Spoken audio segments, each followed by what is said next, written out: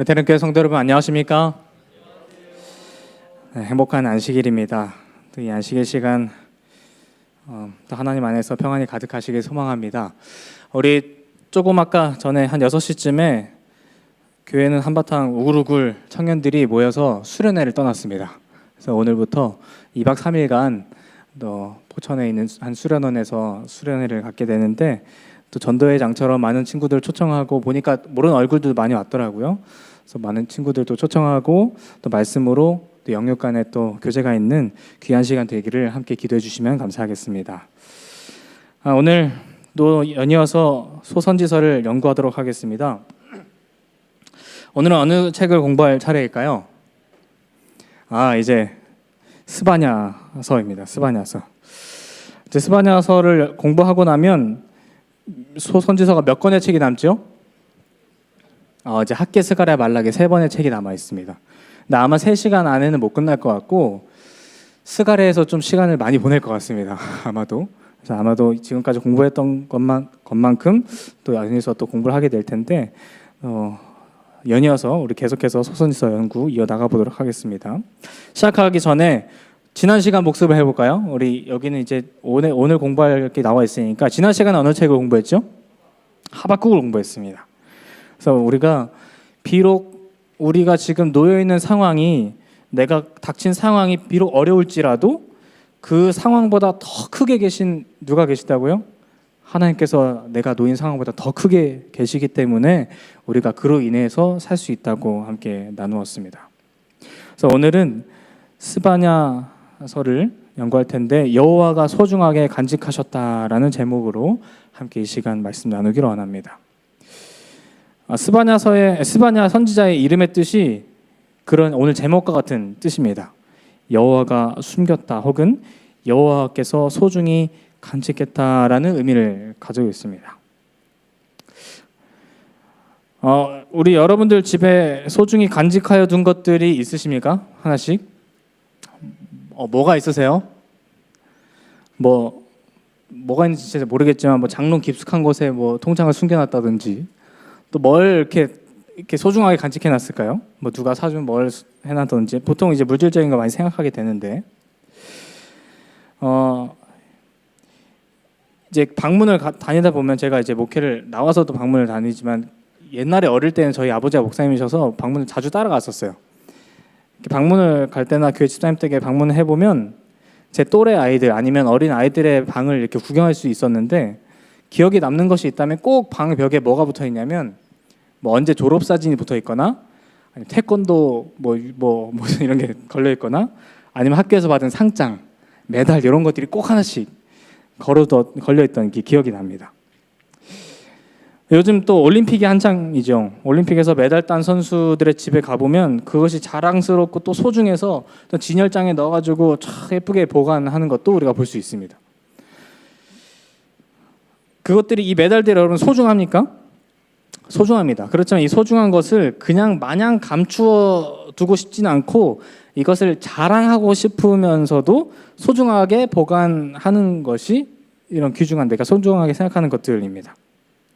이 스바냐의 이름처럼 이 스바냐서에도 아마도 이러한 내용이 숨겨져 있지 않을까 하면서 스바냐서를 공부해 보기를 원합니다. 이 스바냐 선지자는 1장 1절을 보니 유다 왕, 어느 왕 시대에 활동했다고 합니까? 요시야 왕 시대라고 합니다.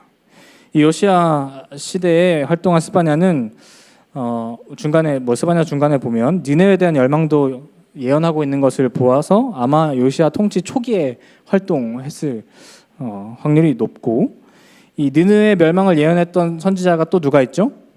요나 말고 우리 지난 시간에 배웠던 하박국 선지자와 아마 동시대에 활동했을 것으로 예상됩니다. 그렇다면 이 스바냐가 활동했던 때에 이 요시야 왕은 어떤 왕이었습니까? 요시야 왕이 어떤 왕이었어요? 좋은 왕이었어요. 쉽게 말해서. 열왕기하에 보면 뭐라고 기록해요? 여호와 보시기에 어떻게 행하여? 정직히 행하였다고 합니다. 이 요시야에 대한 내용입니다. 그의 조상 다윗의 모든 길로 행하고 좌우로 치우치지 아니하였더라 하면서, 그가 제위 18년, 그가 18년이 벌써 오래 이제 왕위를 했는데도 26살이래요. 그때 이 요시야 왕이 성전 수리를 또 시작했습니다. 그 할아버지와 아버지가 방치해 두었던 성전을 수리하는 것은 대대적인 신앙 개혁을 위해서 그렇게 하였을 것입니다. 그리고 성전을 수리하던 도중에 무엇을 발견했어요? 요시야가 율법책을 발견했어요. 그래서 아마도 그것이 모세오경이다라고 추측합니다. 다시 그 1장 1절을 다시 보니까 이 스바냐가 누구와 가족임을 알 수 있냐면 우리가 잘 아는 히스기야의 현손이라고 합니다. 그러니까 스바냐의 혈통까지 지금 성경에 적혀 있는 걸 보니까 이 스바냐가 왕족일 수도 있겠구나 싶은 거예요. 왕족의 확률이 높다. 아마도 요시야의 친척일 수도 있을 것 같아요. 정확히 모르지만 그렇기 때문에 아마도 이 스바냐 선지자는 요시야의 이 개혁에 많은 도움을 주거나 어떤 영향을 끼쳤을 겁니다. 이 요시야의 친척이거나 어쨌든 왕족 혈통으로 추측이 되는 이 스바냐 선지자는 아마 이 왕실에서 벌어지는 일을 누구보다 가까이에서 볼 수 있었을 것입니다. 왕실에서 이런 일이 있구나. 어떻게 돌아가는구나. 그래서 스바냐 1장 8절에 뭐라고 기록하냐면 여호와의 희생의 날에 내가 방백들과 왕자들과 이방의 의복을 입은 자들을 벌할 것이며. 그래서 특별히 누가 언급되냐면 방백과 왕자들이 언급이 되는 것을 봅니다.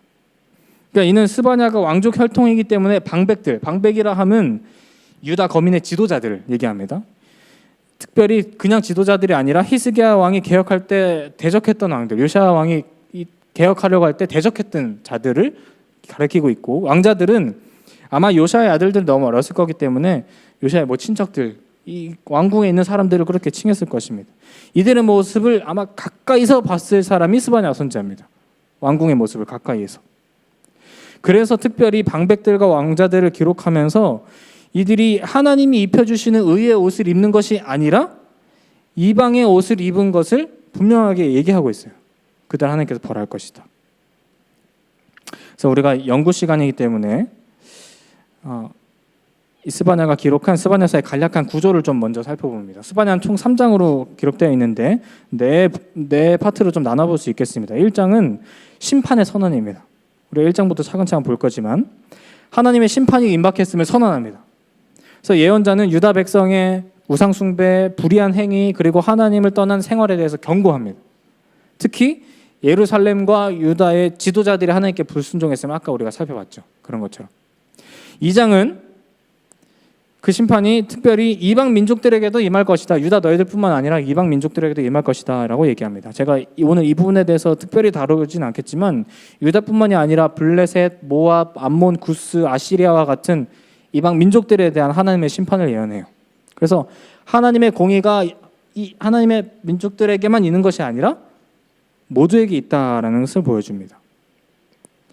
3장 초반부는 예루살렘의 타락과 회복을 나타내고 있는데 예루살렘은 반역적이고 부정직한 도시로 묘사되었습니다. 왜냐하면 그 지도자들이 다 그렇게 물들었기 때문에. 그래서 하나님의 심판을 너희가 피할 수 없다고 기록하고, 그러나 동시에 하나님께서는 회개의 길을 열어두시며 남은 자를 통해 너를 회복시키겠다라고 기록되어 있습니다. 마지막 3장 후반부에는 스바냐서는 이 하나님의 남은 백성이 정결하게 되어 다시 하나님과의 관계가 회복될 것을 기록하고 있습니다. 구원의 약속이 기록되어 있죠. 그래서 하나님은 기쁨으로 그들을 구원하고 그들 가운데 거하시며 온 세계에 평화를 주시겠다라고 약속합니다. 이러한 구조를 가지고 있는데 이제 다시 1장부터 차근차근 좀 가보겠습니다. 1장으로 돌아와서 스바냐는 1장이 어떤 내용이라고요? 이제 심판의 선언이래요. 그래서 심판의 날을 소개하는데 여호와께서 진멸하실 날을 소개하는데 14절에 어떤 날을 소개하냐면 어떤 날을 소개한대요? 여호와의 날을 소개한답니다. 여호와의 큰 날이 가깝도다 가깝고도 심히 바르도다. 그런데 여러분 한번 잘 소선지서 연구했던 걸 잘 생각해 보십시오. 여호와의 이 날을, 심판의 날을 어느 다른 책에서도 배웠던 기억이 납니다. 언제 또 등장했었어요? 어디서 등장했을까요? 요엘서에서 등장했던 걸 우리가 기억합니다. 오호라 그날이여. 무슨 날이 가까웠다고요? 여호와의 날이 가까웠다. 그러니까 우리가 이 날이 여호와의 심판의 날이라고 나누었었습니다. 공부했었어요. 그래서 한 나라에 임하는 심판이 아니라 전 세계적으로 이 말 마지막 심판을 이야기한다고 했습니다. 스바냐서에서도 동일하게 이 마지막 심판이 이르렀다고 얘기합니다. 그래서 이 스바냐의 중심 주제는 여호와의 날, 그러니까 심판을 준비하라는 것입니다. 나중에 무슨 얘기가 나오냐면 이 심판의 날에 그 여호와의 분노에 진노에 어떻게 하면 숨을 수 있을까? 어떻게 하면 그것을 피할 수 있을까? 어떻게 하면 구원을 받을 수 있을까? 이 얘기를 오늘 이제 하는 것입니다. 그래서 이 여호와의 날은 악인들에게는 어떤 날이에요? 심판의 날, 멸망이 될 날이 될 것이고 의인들에게는 구원의 날이 된다는 것입니다. 그러면서 1장에 하나님께서는 분명하게 마지막 때에 너희들이 어떤 단어를 쓰시냐면 멸절받을 사람들이 있다. 멸절받을 대상들이 있다고 하십니다. 멸절이 뭐예요? 완전히 세상에 사라지는 거예요. 특별히 그들의 가장 큰 죄 중에 하나인 우상 숭배를 또 얘기하시면서 그들이 섬겼던 우상 몇 가지를 소개합니다. 성경책을 다 읽지 않겠지만 빨간 글씨를 보니까 좀 알 수 있는데 첫 번째 어떤 내용이 등장해요? 어떤 이방 신이 등장합니까? 바알 신이 등장하고 두 번째는 그마림이라 하는 것이 등장하고 제가 설명하겠습니다. 1월 성신이 등장하고 말감이 등장합니다. 그들이 섬겼던 우상들인데 바알 신이 어떠한 신입니까? 우리가 바알 신 얘기는 많이 들어봤잖아요. 우리가 잘 아는 것처럼 가나안의 주신으로 농사와 가축과 인간의 다산을 조절하는 신입니다. 그렇게 믿었어요, 그들이. 그래서 바알 신앙은 이스라엘을 오래전부터 계속해서 괴롭혔습니다. 그래서 구약 이 선지자들의 중요한 임무는 바알을 숭배하는 것으로부터 백성들의 마음을 하나님께로 돌리는 것이었습니다. 대표적으로 누가 이 바알의 선지자들과 싸웠어요? 엘리야가 바알의 선지자들과 싸우게 됐죠.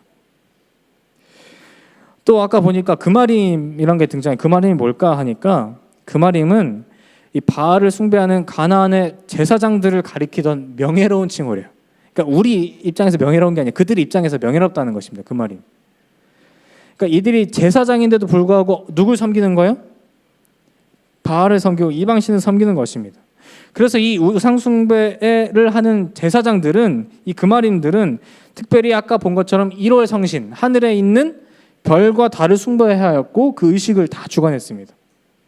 실제로 이스라엘은 가나안과 바벨론의 영향을 받아 왕정 시대가 끝날 때까지 하늘에 있는 별과 달을 숭배했다고 기록되어 있으며 그 결과 하나님의 심판이 대상이 된다고 얘기하고 스바냐에서도 등장하는 것입니다.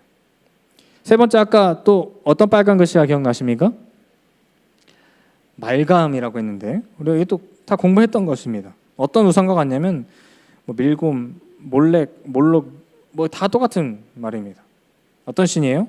어린 아이들을 잡아서 제물로 바치기까지 했던 그 신, 몰렉 신. 그것을 얘기합니다. 그래서 심지어 여기 있는 모든 신들은 이 백성들이 이 신들만 이방 신들만 섬긴 것이 아니라 하나님을 섬긴다고 하면서 이 이방 신들을 동시에 섬기는 것입니다. 섬긴다 하면서.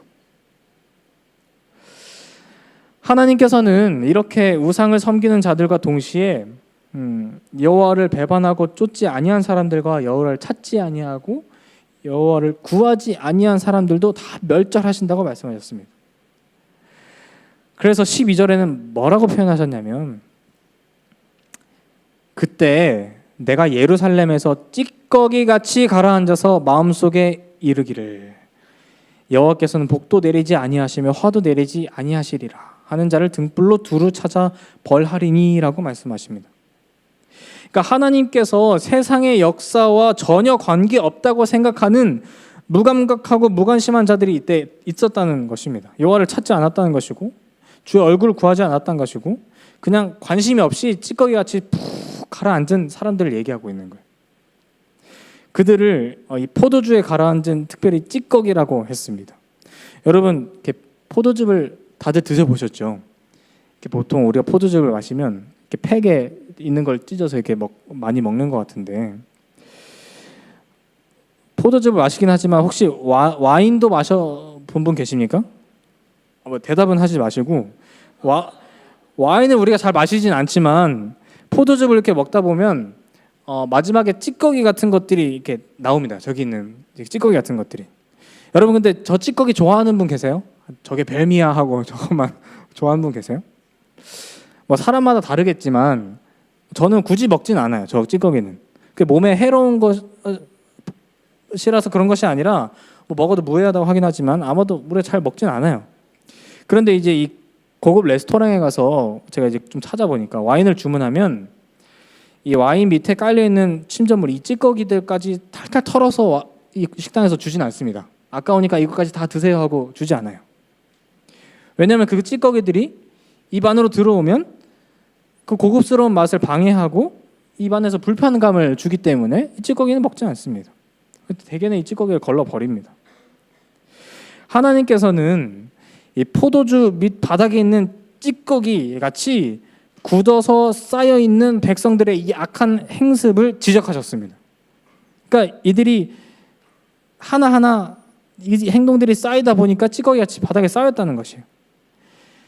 찌꺼기를 그냥 두면 좋은 포도주의 맛을 해치는 것처럼 이 악한 행습을 그냥 두니 찌꺼기 같이 굳게 되었고 영적 전쟁에서 어떤 그 영적 예민함을 다 잊어버리고 자기의 눈앞의 것들에 만족하며 안주하는 삶의 모습을 살고 있던 것이 스바냐 때의 사람들의 백성들의 모습이라는 것입니다. 그래서 아까 소개했던 특별히 금알임들, 그러니까 그들에게는 명예로운 그 이방신을 섬기는 제사장들, 겉으로는 고급 와인인 척해서 위에 부분만 쪼로록 사람들 앞에 따라서 우리는 고급 와인이라고 설명하지만 사실은 밑에 아주 버릴 것이 가득한 찌꺼기로 가득한 사람들이 그 당시에 사람들이고 백성들이었다는 것입니다.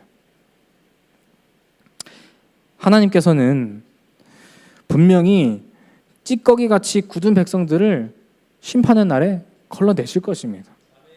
신약 성경에도 기록되기를 마지막 때에 알곡과 가라지를 다 걸러내신다고 하셨어요. 구별될 것이라고 하셨습니다.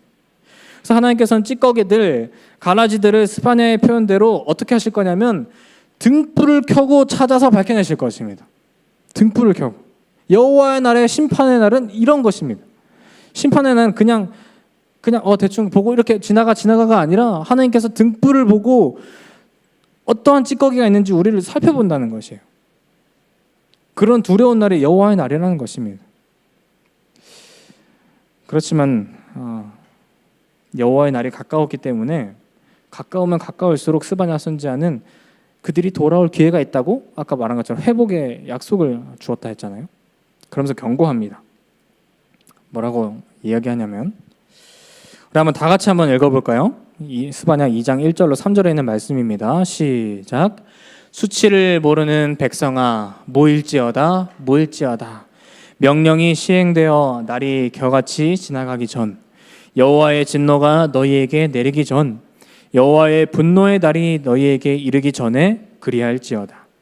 여호와의 규례를 지키는 세상의 모든 겸손한 자들아 너희는 여호와를 찾으며 공의와 겸손을 구하라. 너희가 혹시 여호와의 분노의 날에 숨김을 얻으리라. 아멘. 여러분 이 빨간 글씨로 되어 있는 이 말을 설교 시간에 들으면 기분이 어떨 것 같으세요? 수치를 모르는 백성들아 모일지어다 모일지어다. 이는 굉장히 모욕적인 말입니다. 사실 지금 스바냐 선지자는 하나님을 찾지도 않고 무감각하게 살고 있는 아까 그 포도주의 찌꺼기 같은 사람들에게 단호하고 분명하게 얘기합니다. 너희들 수치도 몰라. 그러니까 너희들 모여봐. 하나님 말씀 들으러 모여봐. 너희들 모여서 너희들의 의견과 신앙을 한 군데로 모아봐 라고 하는 것입니다. 여러분 이 연합에는 힘이 있습니다. 그래서 우리가 교회를 다니다가도 어떤 교회가 연합하기 위해 어떤 행사들을 하는 것이고 우리가 하나가 되기 위하여 여러 계획들을 짭니다.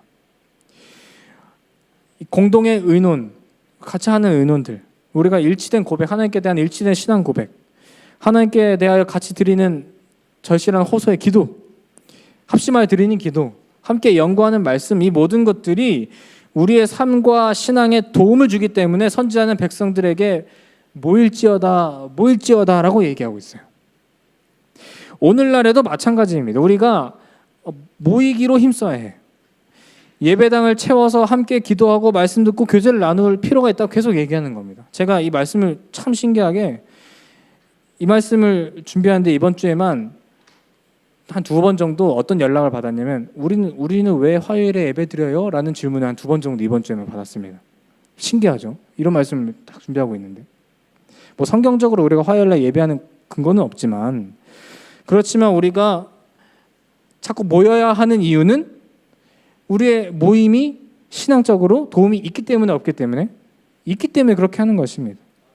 지금 우리가 방학 기간이고 뭐 휴가 기간이라고 하지만 앞으로 우리의 저녁 예배의 부흥을 위해서 더 우리가 모이고 함께 힘써서 기도해야 할 필요가 있다는 것입니다.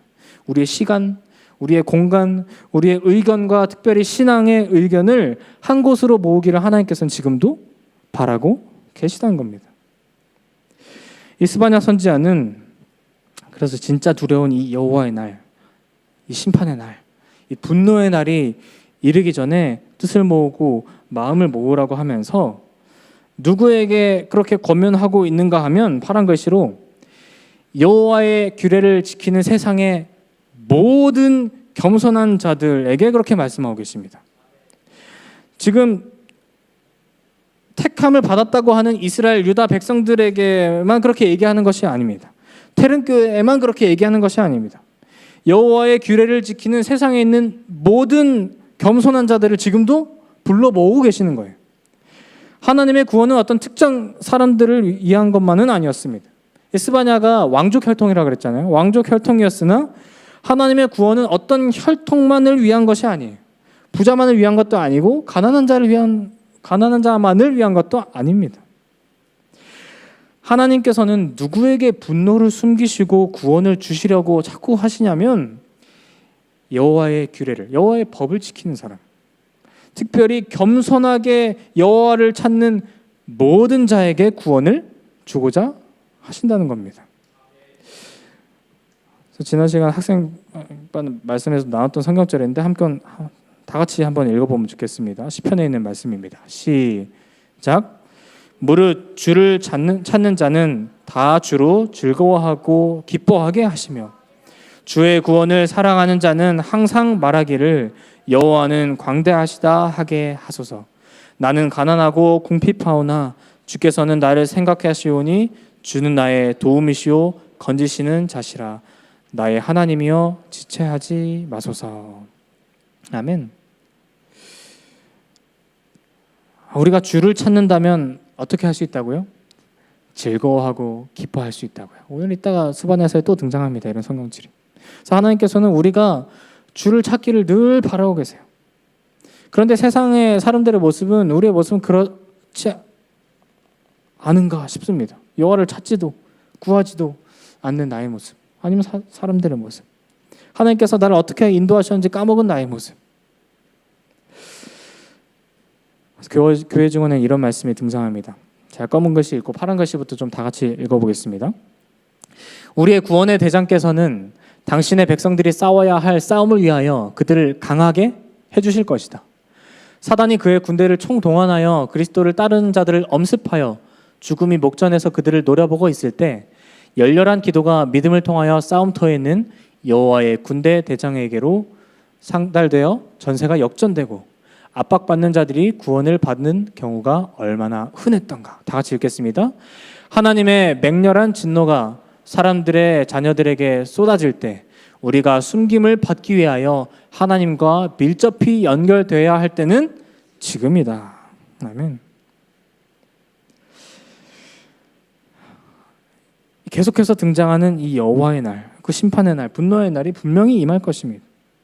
그렇지만 하나님께서는 그날에 벌어질 그 당신의 분노에 숨김을 받을 방법을 분명하게 알려주시는데 그것이 여호와를 찾는 것이고 하나님과 밀접히 연결되는 것이라고 분명하게 소개를 해주고 있는 것입니다. 지금 우리는 이전에 우리 삶 속에 함께 하셨던 하나님의 은혜를 잊었는지 생각해 보게 됩니다. 구원의 대장 되시는 그 예수님께서 우리를 대신하여 싸웠다는 사실을 잊었는지 돌아봅니다. 성경 인물들의 이야기를 통하여서 그들이 하나님께 간절히 기도했을 때 분명히 문제가 해결되는 것을 우리가 보았습니다. 우리를 대신하여 싸우시는 모습을 익히 알고 있습니다. 그럼에도 불구하고 이스바냐의 선지자 때 백성들도 똑같아요. 여호와를 찾지 않았다는 것입니다.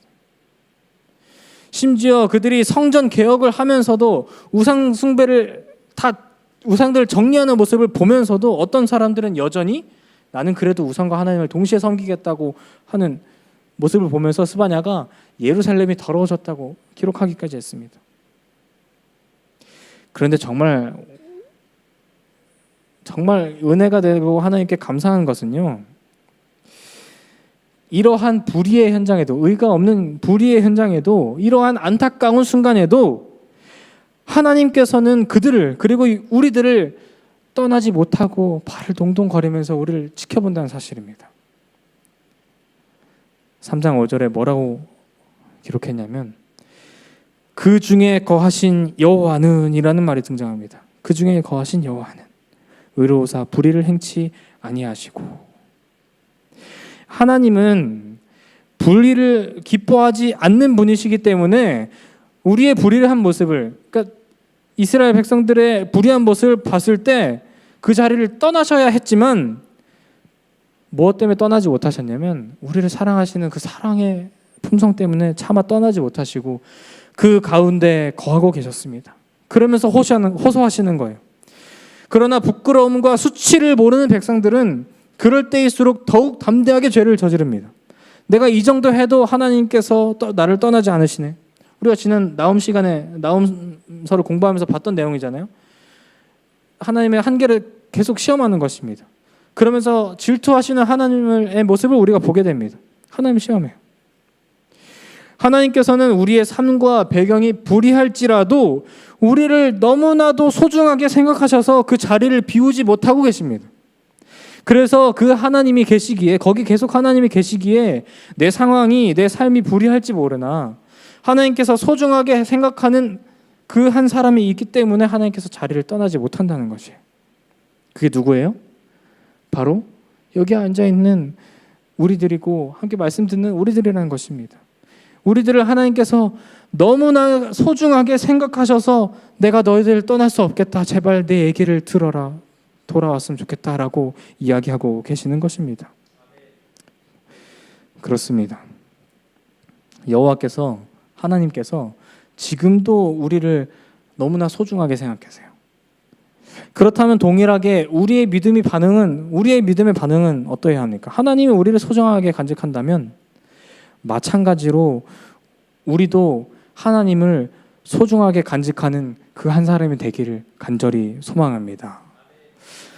그래서 스바냐 3장 7절에서는 뭐라고 기록하냐면 내가 이르기를 너는 오직 누구를 경외하고 나를 경외하고 교훈을 받으라고 기록합니다. 그러니까 하나님께서 분명히 말씀하시길, 우리를 향하여 얘기하시길, 내가 너를 소중하게 여기고 있으니까 너도 다른 것 말고 나를 한번 소중하게 여겨봐 라고 하나님께서 우리에게 호소하시는 거예요. 들으라고.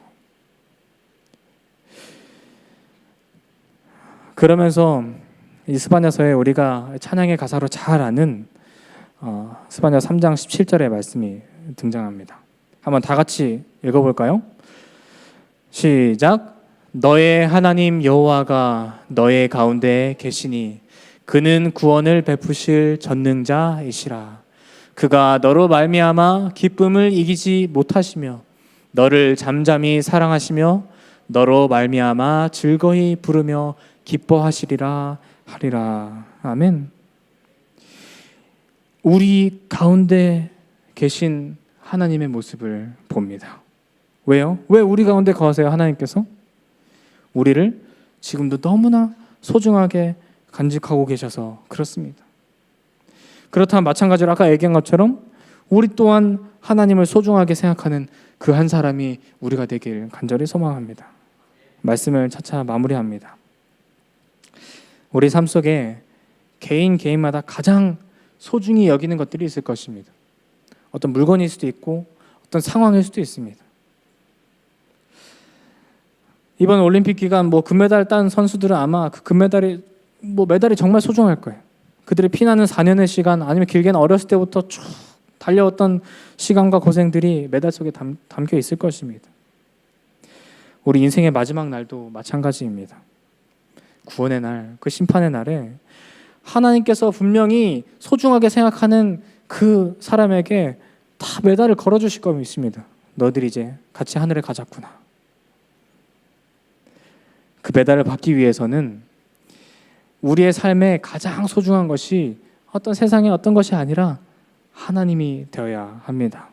하나님께서 우리를 가장 소중하게 여기시기 때문입니다. 만약에 우리가 하나님을 그렇게 소중하게 생각한다면 20절처럼 뭐라고요? 명성과 칭찬을 우리에게 분명히 내려주실 것입니다. 그래서 크고 두려운 여호와의 날, 주께서 소중히 여기시는 우리에게 칭찬하시며 그 구원의 메달을 받게 될 그 순간을 기다리게 되기를 간절히 소망합니다.